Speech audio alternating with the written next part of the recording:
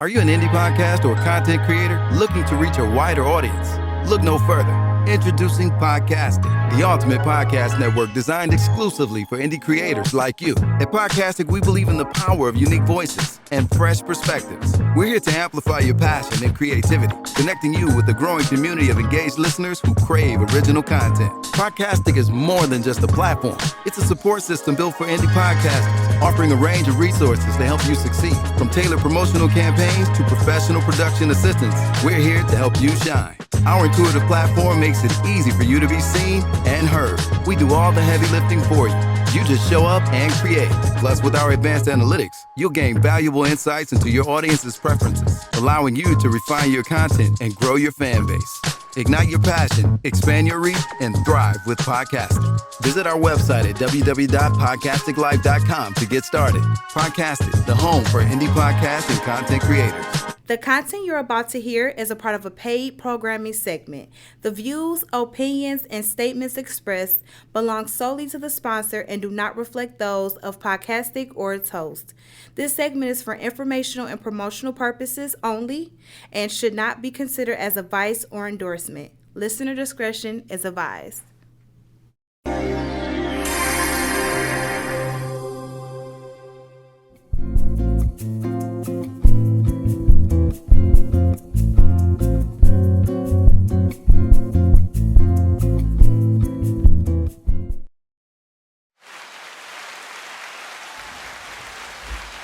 Good day, good people.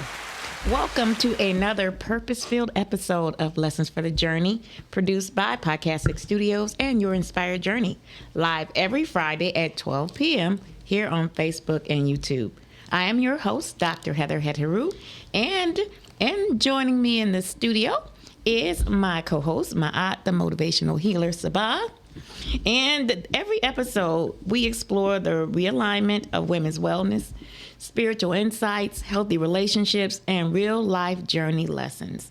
Every conversation is designed to help you understand your why, heal emotional patterns, and grow in spiritual maturity as you move through this next chapter life and your relationships.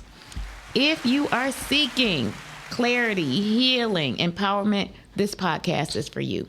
So we challenge you to take what resonates, reflect deeply, and as it aligns, move with intention toward taking action. Your outcome should be what's next. And so to get us connected to our inner guidance, we use our Ma'at memo or me, myself, and I cards to awaken our inner voice. And so each one of us in this studio will pull a card and share what comes up for them. And so we want you out there to listen for inner reflection and how you would respond to the card yourself. And this is our practice, and you can take on this practice as well as activating your inner guidance before you make choices, important choices and decisions. You need to activate that inner guidance. And so this is the way we do it on our podcast to get you connected and us connected in the same spirit. All right, so I am going to pull my card first, and then I'm going to pass it to our producers in the studio so they can take a card and reflect. Okay. You will. Pass it to JR. Thank you. And Ma pulls her card. Ooh. So these are reflection cards. So these are the Ma'at memos. My card says, those who do the least talk the most. Those who do the least talk the most. I mean, that makes sense sometimes. You know, a lot of people have opinions and thoughts about things, you know, just certain situations just came to my mind when I thought that, mostly in my family. And so, you know, you have siblings that have a lot of opinions about things and things that should be done. But when it comes to having those things or doing those things, they sometimes may not be the ones that actually show up to do it. So I know this works in life too, but the first example came from my own family. Miles, what you got? Mine say, today's Mike Oak is just yesterday's little acorn. Ooh. That held its ground. Today's mighty oak is just yesterday's little acorn that held its ground. Wow. What's your thought on that? It's on point. It's really on point. But for clarity, when they say mighty oak, what is it? What is mighty oak? Mighty oak. Oh, mighty oak. Mighty oak. Okay. Okay. Well, I guess we all started as acorns. Right. And you grow to be a mighty oak every day. You go towards that. As long as you hold your ground, as long as you're rooted. Ooh, that makes a difference. In the right soil. In the right soil. There you go. Thanks, Miles. JR, how about yours? Mine's the same. Knowing the truth and not living it is a lie in itself. Ooh. The stinger. Knowing the truth and not living it is a lie. It is. To thine own self be true. Thank you. How about you? So mine is kind of connected with yours. It said, it is the people who do nothing, who are sure that nothing can be done. Ooh. And that reminds me of... Say that again. It is the people who do nothing, who are sure that nothing can be done. It reminded me of like, you know how they say don't share your dreams with everybody? Because people are going to shoot you down and say, well, you can't do this. All the reasons why you can't, instead of encouraging you in what it is that you're doing, especially if you have a love for it or a passion for it. So be wise on who you share your dreams and your passions with. So don't even give people the opportunity to shoot you down. Wow. Those are the ones that do anything. You know, what they call them, the chair fans. cheerleader. Fans and the cheerleaders. Yeah. Talking about your new co-host shares you. Okay. That would kind of fit in, though. Right. And thank you. So if you have any thoughts that you want to share, join us by calling in at 810-560-0658. And so some of the conversation that we're going to have today, there are a couple of things I really want you to do to prepare for it. If you have your journal, if you are able to take some notes, you might want to do that. If you can record it, you might want to do that.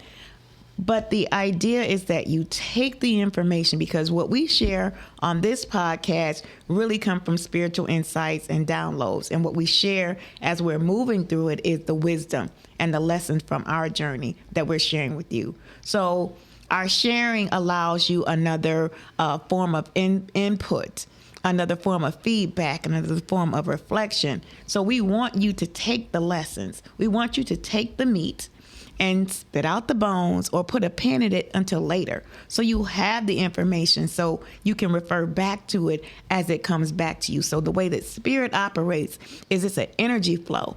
And when that information drops, it is designed for all of us to share in it. Some people antenna is already up and ready to receive. Some people are not ready, and that's okay. What you do is you save it. If it resonates with you, you save it. And also, I encourage you not only to get your journal and your pen, but also to get your water, to hydrate. Because most of us operate out of survival mode.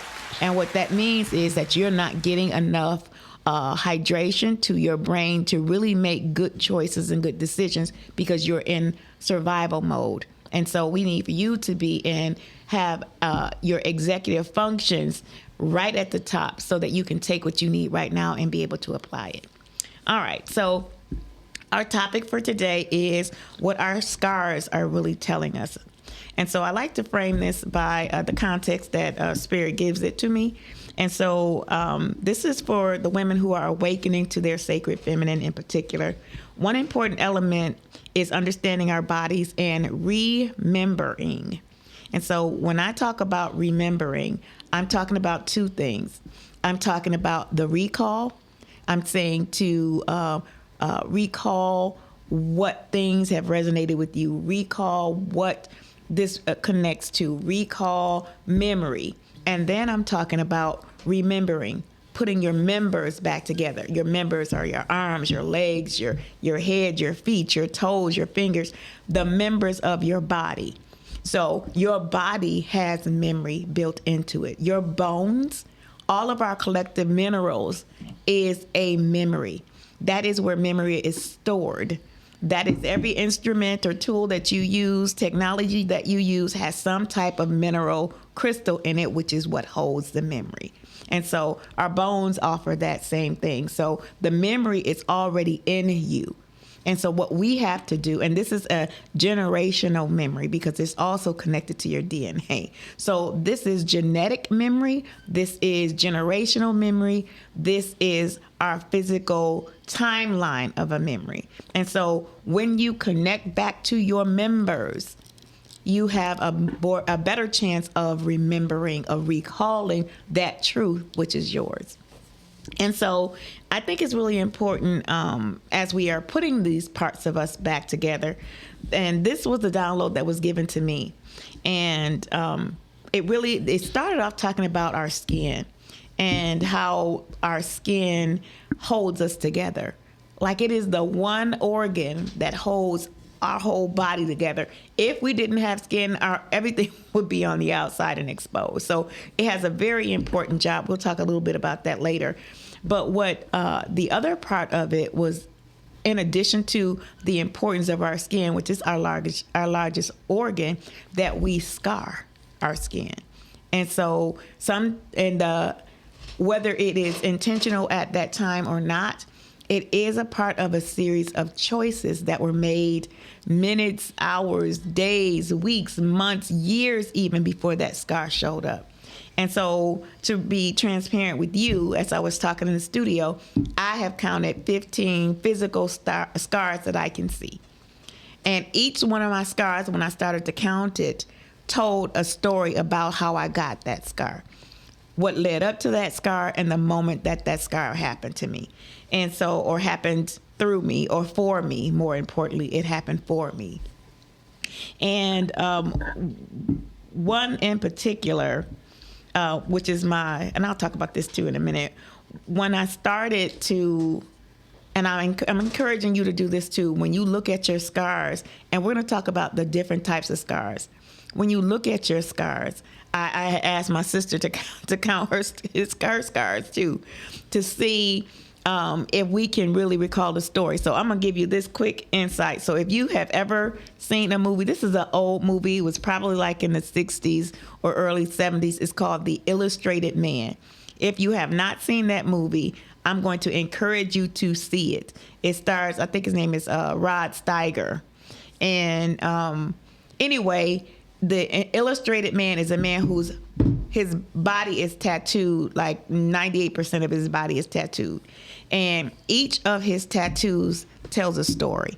And so as we talk about this, just for you to get a illustration, go look up The Illustrated Man. It's a really, especially if you have tattoos yourself, it is a really great way to understand the lesson, and sometimes what draws you into what the scars that you have on your body. And I'll talk about that too in a minute, how your tattoos are scars. All right, so again, your thoughts. Call in at 810-560-0658 and join us in this conversation about what our scars are really telling us. And so I'm going to put my out on the spot as I always do. Okay, so I asked you to count your scars. Were you able to count any? I got to 9 that I could think of. Okay, so do you have in mind, like, what is your either biggest, longest, or deepest scar? And we're talking just the visible just scar. Physical? Just that you can see. The longest one?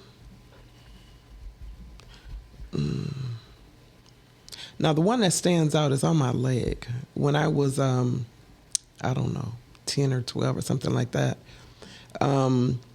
we had a shepherd. And I guess I was taking him outside to play with him or something, and I didn't realize that the rope was around my leg. And he saw something, and he took off running. And it tightened on my leg and burnt my calf and left a scar that's probably 4 inches, 5 inches long. Looks like a smiley face. So I said, I'm always smiling, whether it's on my face or not. Nice. So I remember that one.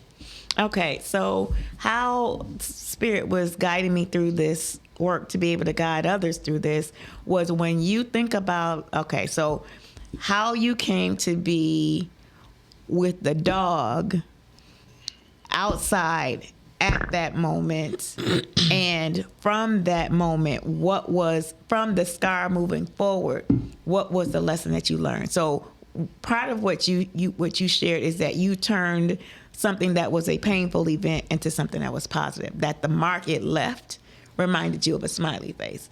Mm-hmm. Okay, so if you go back and think about what led you to that day, how did you happen to be the one that had the dog out, that was, playing with the dog, or what led up to that choice? Can you think think a little bit further into that? I mean, I know this was another chapter in your journey, but if you think about it, and this is what I'm challenging all of us to do, to think about the things that led up to, the choices that led up to it. You chose to go outside. You chose to take the dog. All of those choices, right? Mm-hmm. And then what was before that? Like, what do you think was the catalyst to that? Were you playing with your friends and they had to go home? Were you asking your siblings to play and they didn't want to play, and so now you said, okay, well, I'll just go play with the dog? You know what I'm saying? Mm-hmm. The choices that led up to that moment. This part is really important to our understanding what our scars are really telling us. And it is all of it, the underlying theme or message was, what were the choices that led up to that scar?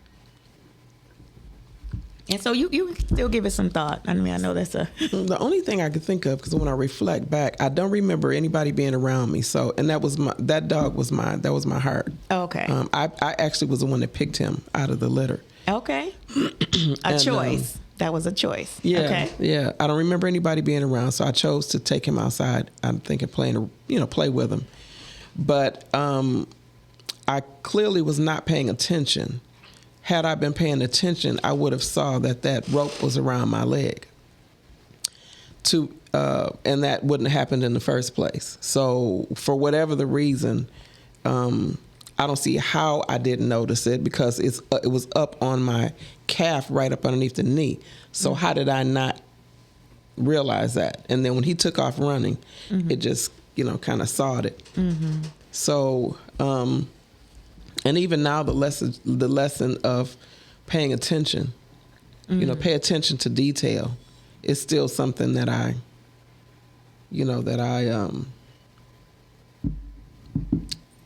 not gonna say struggle with, that I strive to pay attention to specifics at all time, and sometimes I don't. And that was one situation that it was obvious enough. That was something that wasn't smart. Get the rope from around your leg, and I didn't. So I think that was my takeaway from that as I reflect now. Mm-hmm. And it really, having those scars allows us to do that and reduce the amount of guilt or shame that goes with it. And so I'll tell you my longest, deepest, and probably, I was going to say it not was as painful, but actually my C-section scar. So when I had my son, he's the only son I was able that I birthed. And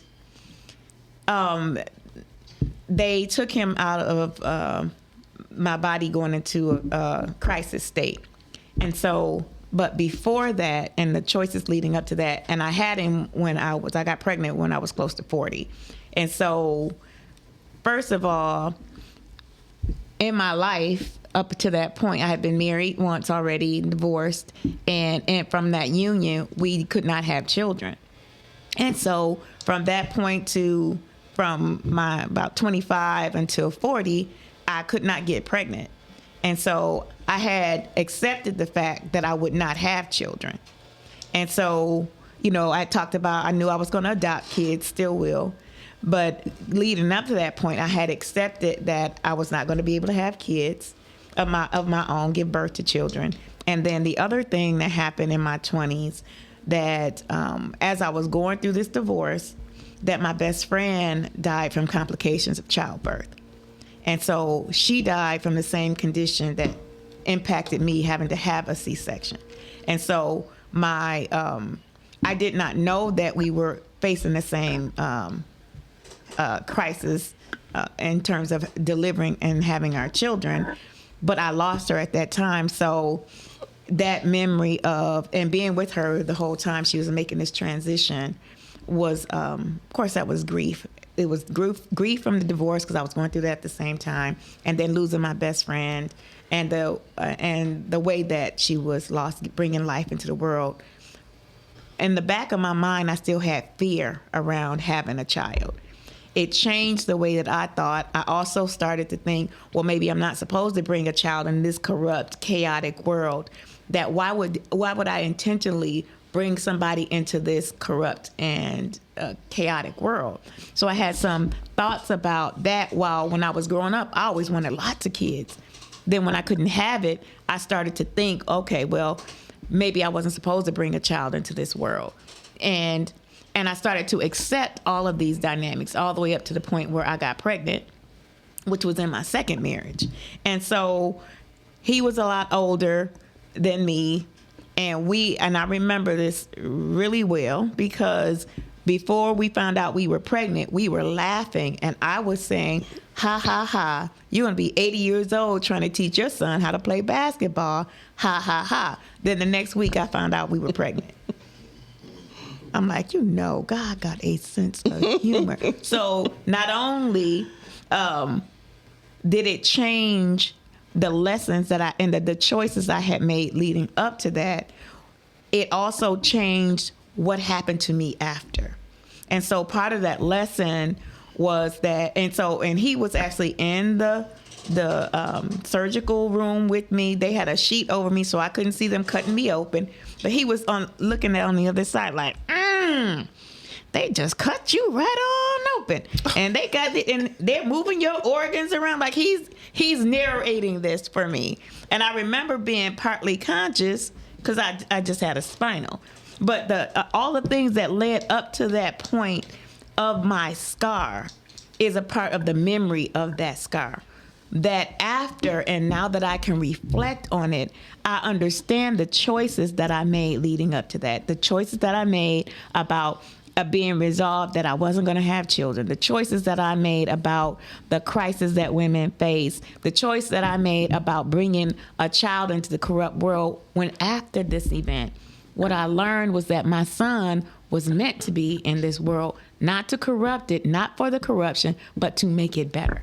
And his job right now, or his interest right now, is to use this medium as in production and film to bring more joy and good into the world, because he said that there is not enough good in the world. There's not enough good portrayals of people of color, not enough joy. So that is what he wants to bring into the world.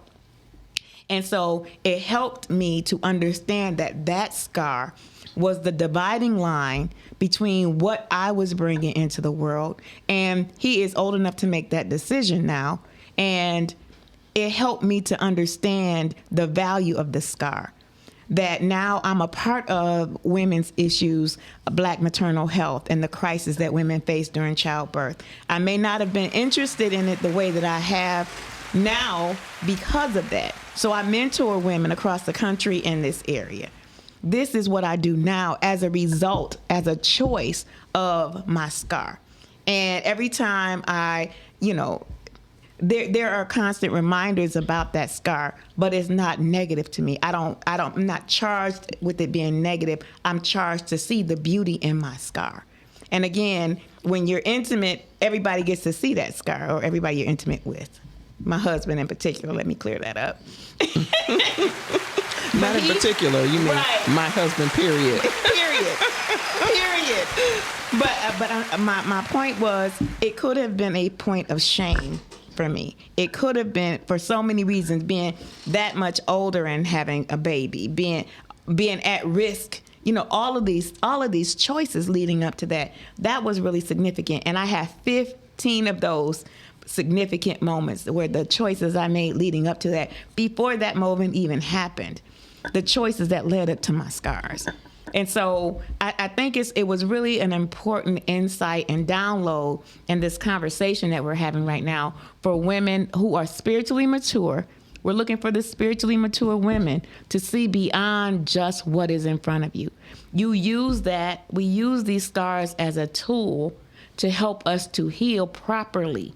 This gives us some insight into what we're healing. When we talk about, yes, I'm working on my healing, or I'm working on myself, and I've said this in one of my other contexts, that doesn't mean that you're just going to the gym and that's the work that you're doing on yourself. Somehow that's partly miscommunicated. I'm not saying to not be well. I'm saying to be well mentally, physically, spiritually, emotionally.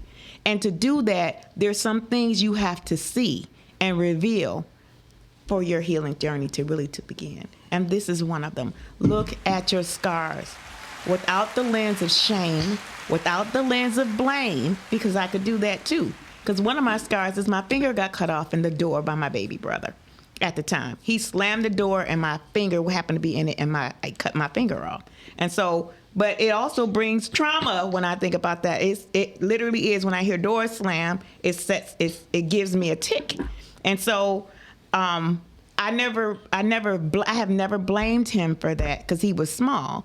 He didn't know my finger was in the door. I didn't know my finger was in the door until it wasn't, right? And so, but the choices leading up to that, what put me in that position? I was standing at the door because I was talking to my mother, I believe, on the other side of the door, and she was actually in the room. So I want you to go back and think about the choices that led up to the event, not just the scar itself, but then the lesson and the blessing that happened after.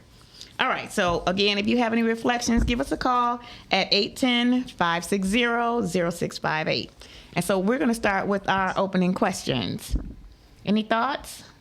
You did have some comments that maybe they might want to reflect to. Okay. I'm looking for comments.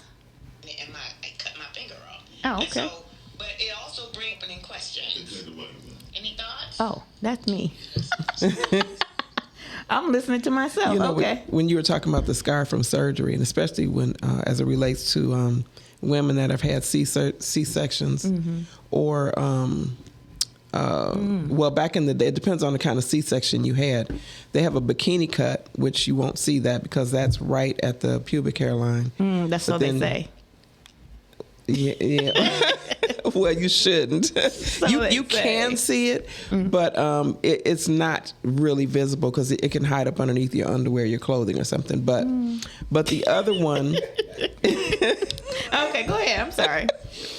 The other one is the vertical, so that goes through the navel, and that one is the most visible. And unfortunately, because of where it's located, unless your surgeon puts you back correctly, if they don't have any problems, your skin will be even. But I've seen some where they almost look keloid. They really don't look that attractive, and that has caused women to feel self-conscious about themselves. But when you have a scar like that, especially from childbirth, that's a battle scar.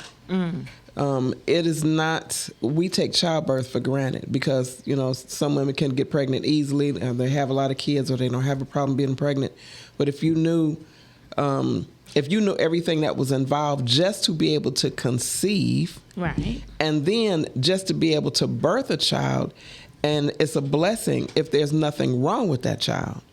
So your scars, especially from having childbirth, to me, should be badges of honor. You should put some glitter or something on there and be like, this is what I've been through, and to be able to make it through unscathed is a testimony.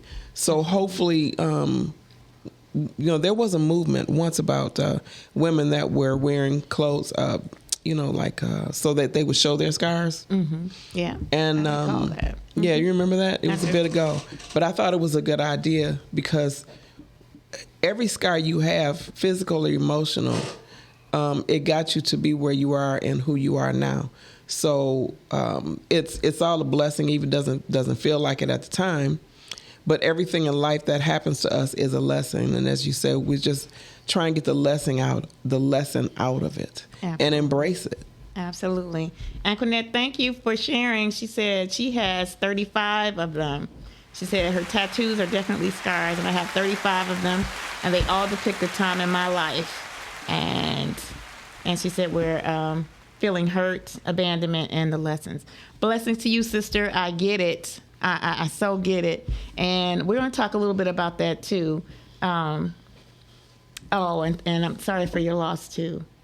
She said that after I lost my daughter, I told myself that I wasn't going to be a mom, and I have accepted it. Thanks, Mark, for checking in. Good afternoon to you, too. We got Ivana. She said, peace sounds like me trying to heal.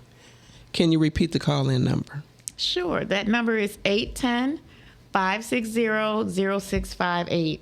And so what we're trying to do is not just expose the scars, right? We're moving through a process, because what Spirit was sharing is that there were choices that led up to the scar. So once we understand the series of choices and choosing to believe something is what it is a choice. It is a decision. I decided to believe that I couldn't have children. I decided to believe that, we were too old at that point to try to have kids. Like I made a lot of choices about that part of that was, of course, God changed that. And I want to say not because of me, but, partly because it was a part of the process. But ironically, the whole process and how the lesson and the blessing that I uncovered after going back to and through my scars to discover what were the things that led up to it. What was I thinking? What frame of mind was I in? Those things are important to the scars, not just the scar itself and not just what happens after. But it's important. This is part of remembering. It's part of recalling the memory. It's part of pulling our pieces, our members back together. Okay? So keep that in mind too as we go along with, as we continue this conversation. So the next question was, how many scars do you have, and have you ever counted them? And my aunt answered that. I think her last count, she said, was 9. Do you remember how it happened, when and what age you were? What were your thoughts, actions, activities as a result of it? And when you look back at it, can you find the lesson? What was the lesson in the scar? And what was a blessing? Because there often is not a lesson without a blessing at the end. So keep a lookout for that if you haven't. And so part of our follow-up conversation is, our topic is motivated by the thousands of women who live with their scars, new or old. But for now, those that are on the surface. We're just looking at the ones that are on the surface that can be seen. Scars are a visible trauma to the skin. It also acknowledges the body's repair response. Who adds to their story? Well, let me say this. There are people who add to their story with tattoos, piercings, other adornments that they can choose and control. These are scars as well, because scars are visible trauma to the skin. Okay? However the choice is made, by what that's going to look like. And so these are scars as well. That's tattoos, piercings, and adornments. Many of our real scars came by way of choices too. These choices happened the minutes, days, weeks, months, and even years before our scarring occurred. So for those of you, I'd like to hear from those of you who have tattoos and the choices that led up to you having the tattoo, which we know is art, also body art. My scars are my body art too. I chose not to have tattoos or other piercings because I have 15 beautiful forms of body art of my own that I have earned each one of them. And so, but for those of you who have tattoos, if you can share some feedback. My aunt, you have tattoos or piercings? No, ma'am. Do you have, No, are your ears ma'am. pierced? Oh, and that was why.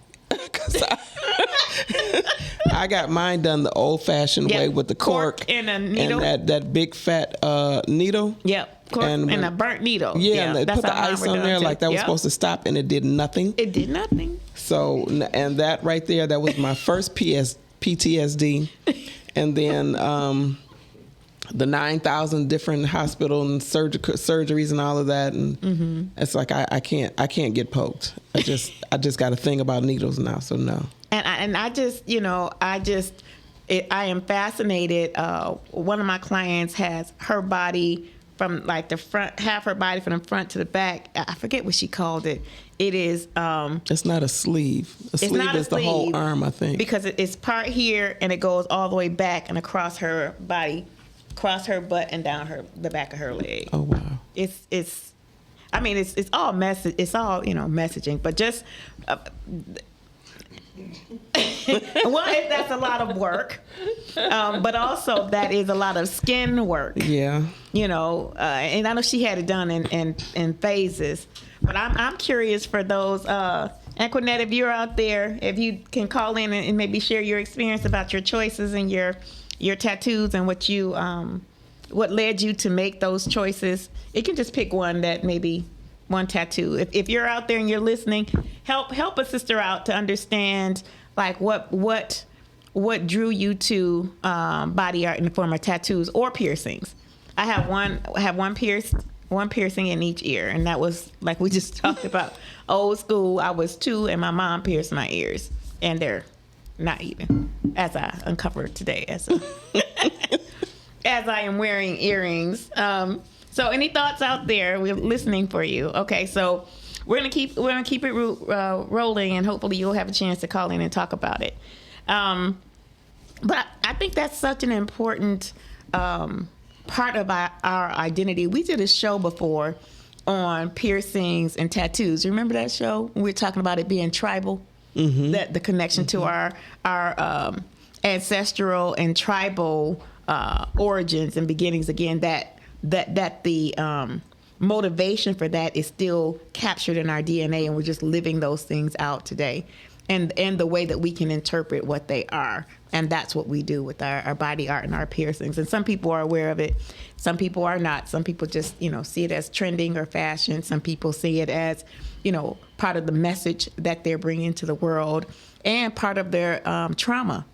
And, the churning. And I think this is such a beautiful way for empathic people to work, is to find another way to bring whatever that is that you're feeling and change it, use the alchemy process to change it into something beautiful. So some people change their trauma into art and, tattoos and piercing. So that's another form of this. But again, what were the choices that led up to that event? And so the next question, you want to take this one, Maud? Which one are we at? Is this the third one here? Wait, the second one? The biggest or deepest? Oh, okay. Okay, what is your biggest or deepest one? When a spiritually mature woman begins to understand her scars and see them as sacred, she creates a level of freedom for herself and others. She can add the lesson and the blessing to her wholeness toolbox. The scar didn't start when the skin broke. It started when I made a choice. So we're still talking physical stars. No, we're talking only physical. Only I got some physical emotional ones, but right, we got a lot of emotional ones. Right, a lot of those. But I think it's important for us to look at what it is in front of us that we can see, because there are again the lessons and the choices that led up to that scar. We just, we acknowledge the scar and how it happened, but not what happened leading up to it. And that's where our healing really is. This is the deeper part of our healing, is looking at what series of things that happened, even if it was years before. What series of things happened that leads up to our scars. And that's where, that's why I was sharing about my, about the passing of my friend, and my scar came about the same way that her passing came about, was the scars that I wore physically. But I had wore them long before the actual event happened to me. I do have, as you started talking about, I do remember. I don't see how I forgot this. But my longest, so the leg was not the longest as I thought about it. I did have I ended up having a partial, I'm telling all my life's business, but I ended up having a partial hysterectomy. And the reason for it, as I reflected back years later, it was unforgiveness and self-hatred from a daughter that I spiritually know was a daughter that I lost. And I never forgave myself. 27 years. For 27 years, I was in a space of unforgiveness and didn't realize that was the root of some stuff that I was going through. And because of the unforgiveness and the anger towards myself, now I'm going about my day not even think about any of this, you know. Right. But we don't realize the scars, they're deep for a reason. So they kind of like unconsciously steer your car and you don't even realize it. Exactly. So after years and years had gone by, I started having pain in my they didn't know where it was, in the abdomen area. So I got all kind of tests, everything. And so the doctor thought that there was something wrong with my uterus, and when I say pain, I mean doubled over, like almost need to be carried in pain. They couldn't find out what it was. And so the doctor said that he thought that something was wrong with my uterus and maybe I should have the uterus removed. So I'm like, you could take that and anything else associated with it, because I can't take this pain anymore. Right. So I had it done. I didn't have any problems after that. But years down the road, when I started growing spiritually, I realized that was the root of that. That's why they couldn't find they couldn't find anything wrong, because it wasn't anything wrong. It was subconsciously that I was beating myself up, downing myself, saying that I didn't deserve to be alive because I lost my daughter, the unforgiveness and all of that stuff that goes along with it. And that unconsciously created the pain that I was having. It was kind of like phantom pain. It was there physically, for real, don't get me wrong. Right. But there was no source of it. And that was the only thing the doctor could think of, because that was the area that it was in. But remember, it reflected mothering or lack thereof. So that was my longest scar. And deepest. Wow. Physical scar. Blessings. Thank you for that. And as you think about that, it was after the scar where you got the lesson and the revelation, right? Yeah, it was years later when I started to grow spiritually, and I couldn't make the connection. I didn't know back then. Right. But as I've grown spiritually, and I understand that everything in the physical is a spiritual issue that's not resolved. Yes. And so once I got that. Say that one more time. Say it one more time. Everything that happens in the physical is a spiritual issue that has not been resolved. And so once I realized that, of course I can get it. And actually, now that I'm thinking about it, I didn't do it on my own. We went to Canada to a friend of a friend. She wanted to go to this reader. So we went. And you're supposed to bring something with you. I brought this doll that I had. And the second thing that man said to me was about that I had not forgiven myself for my daughter. The reason that I know it was a daughter, because she came to me twice in visions. Looked the exact same way, same clothes on. And that's how I know it was a girl. And that made it worse because I saw her in the spirit. And so he said, basically, the part I remember is that she forgives you. Why can't you forgive yourself? And I lost it. I lost it. Right. So, as I said, it was years, almost 20-something years later, that I got that revelation. Had I known that it was really a spiritual thing, had I done the spiritual inner work, I would have gotten that answer, and I wouldn't have gone through what I went through. So. And acknowledging, too, that there is perfect timing. There is perfect divine timing on this journey. although we might be able to say that now because I'm here, I should have known better. I could have done this sooner. It couldn't have come any sooner. It is right in divine time. And our healing process, our remembering, recall, putting ourselves back together. You were putting your members back together. Mm-hmm. And as you were putting your members back together, the stressing, the pressing became the lesson and the blessing. And so this is a really important piece of information for our sisters on this spiritual journey and the men that are supporting them. You need to hear this too, because this is what spiritual maturity looks like. This is what the wholeness of a woman looks like. It is not an arrival. It is the process of getting there. It is the understanding how you got to this place.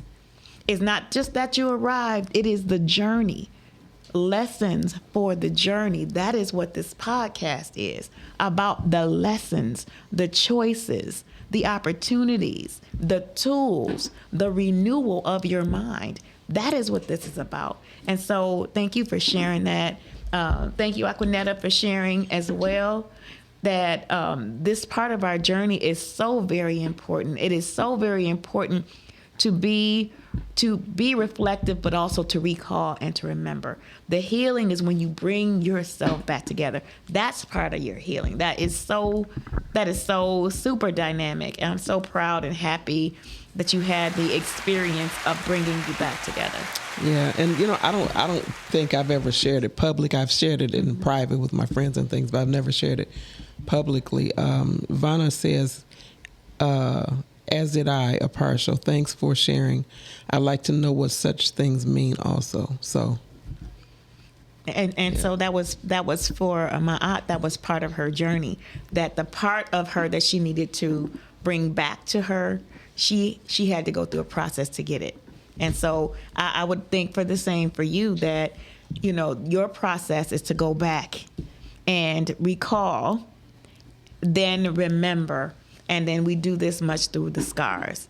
And so that's like the channel to remember. I was just looking at another one of my scars, and it always reminded me of a comet.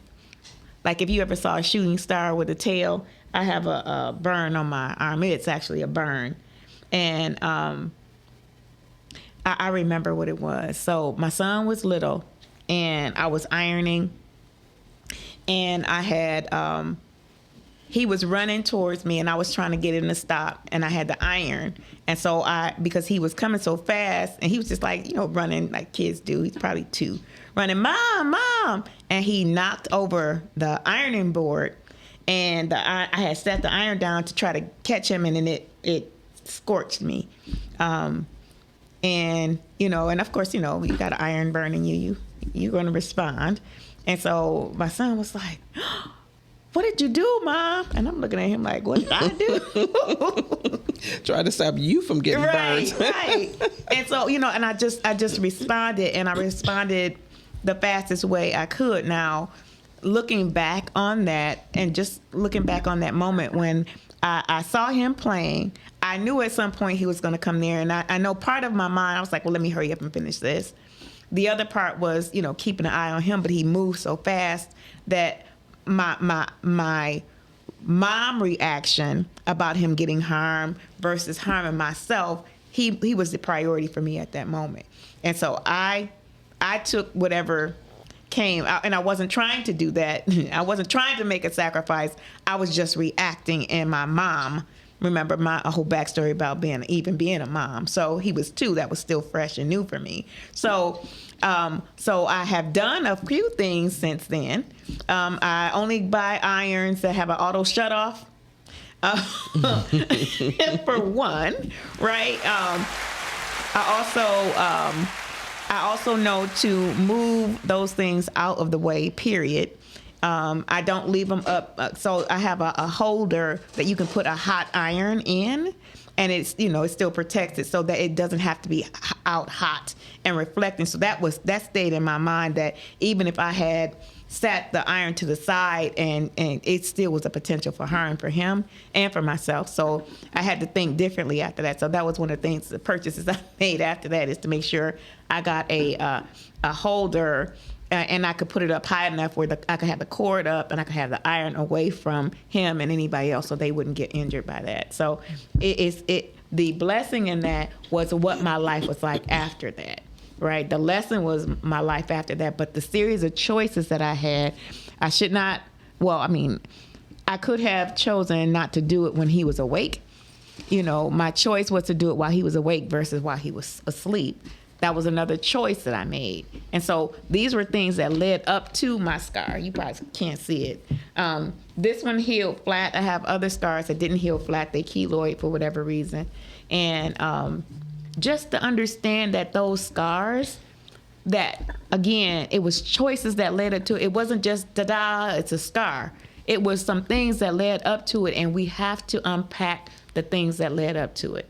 Okay, and so I do want to get into what other scars do you have that you may not see as scars? And so this is kind of where we can talk a little bit more about people who choose tattoos, piercings, body enhancements, and other permanent adornments that might be considered extensions of a scar. Some are medically necessary or prescribed choice, and some are vanity-driven, which is a personal choice. Either presents a roadmap to remembering, so recalling either your past life, tribal connections through your DNA, like we talked about, and or seeds that are planted that are now offering the fruit of your choices. Do either of you have tattoos, can I ask? I'm sorry, I'm talking to the men in our studio. No. Yes. You do? Mm-hmm. Can you share what maybe motivated your, if you don't mind? I got no more hurt, no more pain across my shoulder blades. Like it goes all the way across your back? Mm-hmm. And so can you share like what led you to make that choice? First for a tattoo. I'm sorry, I done pulled you all the way in. First for a tattoo, but then for what that tattoo says. Like where did it initially come from? Like the message come from? Well, it came from thinking about my childhood, my life. Yeah. Not wanting to see my parents or myself suffer from pain or hurt. There's different types of pain, different type of hurt that comes along the way of a journey of a kid into an adult. It's a lot of things that parents shield their kids from that they don't see, and then you don't realize it until you get of age and you start honestly dissecting it piece by piece. And me being who I am, I've hurt people in the sense of relationships and different things of that nature, not physically assault anybody or anything like that, but also learning that I don't want to hurt nobody and I don't want nobody to hurt me, so I just go by no more hurt, no more pain.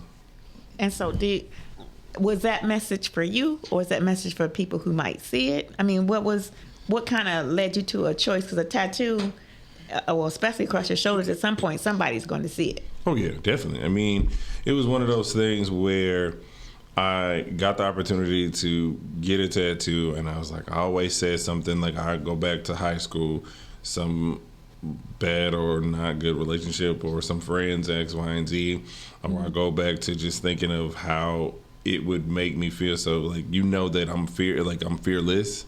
Mm-hmm. And then in the sense of like God wise, right? Mm-hmm. But fear no man, no woman, no child, anything like that. So I just put it on my body and then make sure it's bold and cold and out there to hear. And so did it hurt? Was it pain involved? Nah, that was or did you just have a threshold for pain? 50-50. I mean, it was one of those things where, to be honest, when I got it, I didn't even remember how to get a tattoo because I already had like one, and then it was like he did it so fast, it was just like it was done. And I was like, all right, cool. I enjoyed it. Big? Mm-hmm. I enjoy it's big enough. It's like this. Okay, he's like indicating the palm of his hand. Okay. Across them, and so it just goes across. But the thing that led most about it was when I was getting it, I thought about those things. I thought about everything, and I thought how I could change the world, how I can change my mind, how I can change others. And when they see it, it's like I'm 6'4", so it's like, all right, he's tall. Okay, now I see this. Okay, nobody really wants to hurt me or harm me or anything, but if they do, then, it's just different. It stands out pretty much to be different, to be boisterous about it without actually saying something. So it's like, it's like in the security world feel like how I feel about it. It's like, don't make me do my job, because you're not going to like me if I have to do my job. So if I don't cause any harm or pain to you, don't cause no harm or pain to me, because I'll wreak havoc. That's the way I look at it. Mm-hmm. How old were you when you got it, and why did you choose to put it on your back?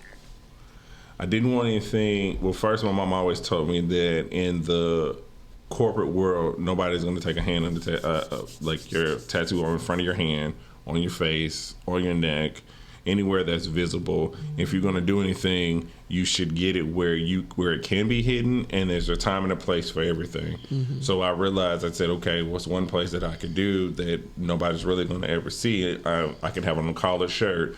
I don't wear all the fancy holes in my shirts and all that other stuff, so it's cool. But when I go to the beach or I go to the pool, there it is. It's cool. That's it. Keep it simple and not visible. That's awesome. I'm glad that you shared some of the choices, because you made a series of choices leading up to that decision. Mm-hmm. You had input from your mom. Clearly, that was before you got it, right? Mm-hmm. Yeah. So you had the input that that made sense. Did it make sense at the time too about it being where people could see it? Right, because I wanted my neck. When you see one thing that when you grow up and you have these influences on life, you see what seems to be cool, what seems to be what's in, and you try to follow that trend and do the things that they did. But a lot of times what they've done, like you stated, they're really scars. You could have remembrance of your brother, your cousin, your auntie, your mom, your sister, your brother, whatever the case may be, but their sisters and their brothers aren't necessarily my bloodline sisters or brothers, but we all can reap from saying, oh man, he really went through something. He has the family tree of da-da-da-da. And I thought essentially that's one of the things, another tattoo that I wanted was the family tree and do my lineage all the way down. And then that way, from whatever part of the world I go to, I know that I would do my research, say, hey, my family's actually a descendant from blank, blank, blank, or I'm a part of blank, blank, blank, and just say the timeline. So then when I'm old and gray or get ready to pass away, they can Mormon my back or a side of me to say, hey, you know what? He said something, because during the mummy days, they had all those different raps and different things that said stories about what it is their lineages was and who was power and what brought power and destruction and different things of that nature. And you read it in a timeline. So my goal was to make all my tattoos meaningful. Mm-hmm. The other one I would say that was meaningful is the losing of two twins. Hezekiah and Hassan. And so when I did that, I was just like, it didn't hit me until you see stillborns. It doesn't hit you till you're going through and the doctor's like, hey, there's no heartbeat, or you went from heartbeat to no heartbeat.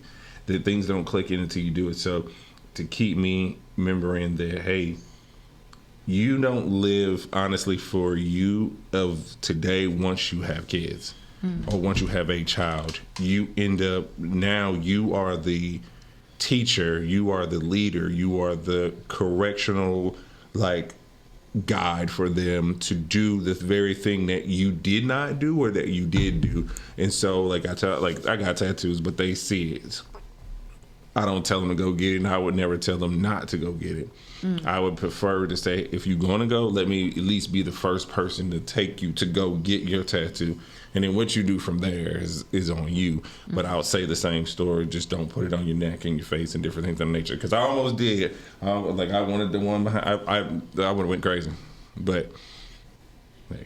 Yeah, but so you made some choices, and sorry for your losses too. Oh, yeah. But as you made those choices, you did that in memory of them. Mm-hmm. Definitely. Okay. Definitely. I mean, again, it's like one I got my oldest on my hand here, but it faded, and then the other ones were them. And so I just learned, anytime you put your hand together, it means you're praying, right? or anytime you hold your hands, it means you're being held, right? There's a difference between being held and being hold. And then sometimes, and like I would tell, right now, I would like, when you hug me, I would like you to hold me.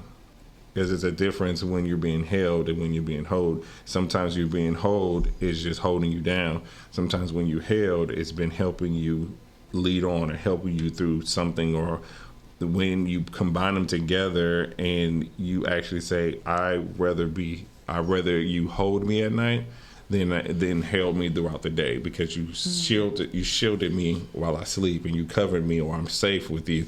But when you're out, just hugging, I held you. Hey, we look good together, something like that. Mm-hmm. That's insightful. Thank you so much. Yes, ma'am. Thank you for sharing that. No problem. Wow, I hope you guys were listening, because that was some pretty profound insights into the body art and the sharing what you are expressing on the outside of you in the form of your scars, the ones that you choose. And so that and that is really, I think, a really important way to look at our body art. It is our body art. It is our story. Our scars are our story. And I just want to give you just a little bit, because I know we're running out of time. I do want to give you a little bit about the healing process and how it relates to this conversation that we're having. And so our skin, if you didn't hear earlier, our skin is our largest organ. And in that, it has a great amount of purpose. And so it is our ally. Our skin seals. It does not conceal. It seals, but it does not conceal. So it doesn't hide what you've been through. It seals it so that it's memorialized already. And then it does not conceal it. And so, meaning it does not cover the fact that you went through it. It is exposed. Now, we could have been designed where any blemish that we had could totally disappear. So that's only partly true for some things and for some people. And some of the things that affect that is the type of trauma that was done to the skin, from surgery, cuts, burns, and any other types of trauma like tattoos or piercings. Minor cuts and scrapes take 3 to 7 days to heal. Surgical incisions take 6 to 8 weeks. And this is just on average. Everybody is not exactly the same, but for the most part, right? Severe burns and trauma take several weeks to months to close. And its scar maturation takes 12 to 18 months.